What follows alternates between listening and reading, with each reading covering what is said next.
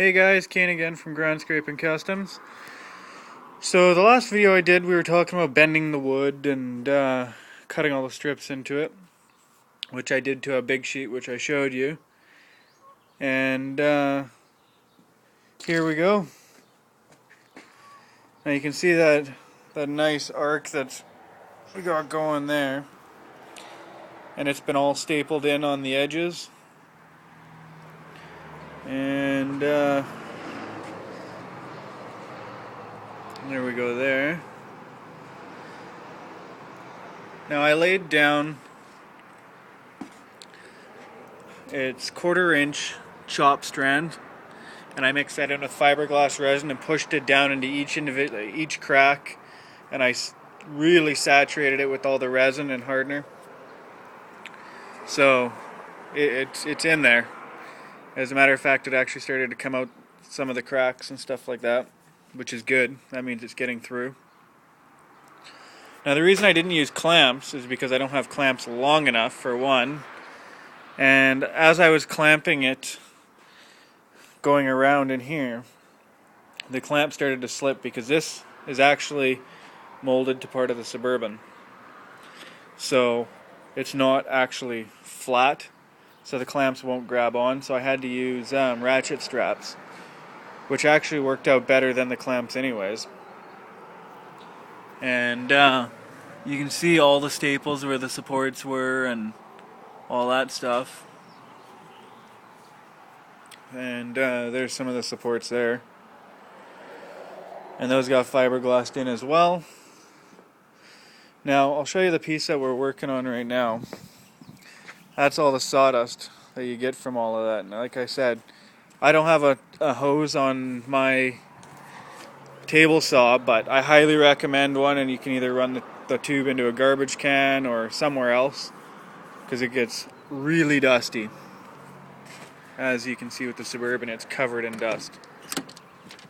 So where that's going to go is right in here, this end piece. And it's rounded, as you can see. So I cut out templates and made templates out of the backing off an old TV stand that I had. And use that because I'd rather get rid of this than you make a whole bunch of scrap wood if I cut wrong. So that's what I ended up using. Made my template, went over to the wood, traced it on, and cut it out, and that's what we got. And I did test fit it to make sure it fit first. So the sub box is right here. It will be shoved back. I just needed to get the wood out, the side panel. And then I got to do the other side, but the other side is actually a little bit different than this side. They're not, as I've been working on this, I notice each side is not symmetrical, so we'll see. Everything's different to each side. As you can see, that side has a lip on the plastic piece there, and this one doesn't really. It sort of just rounds. So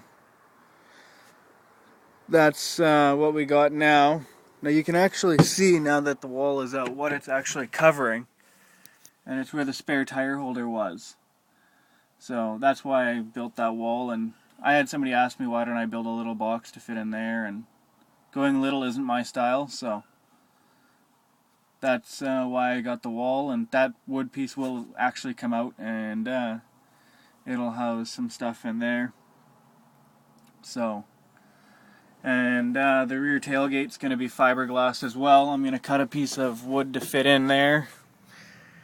So that's about as far as I've gotten today. I'm just waiting for that fiberglass to cure.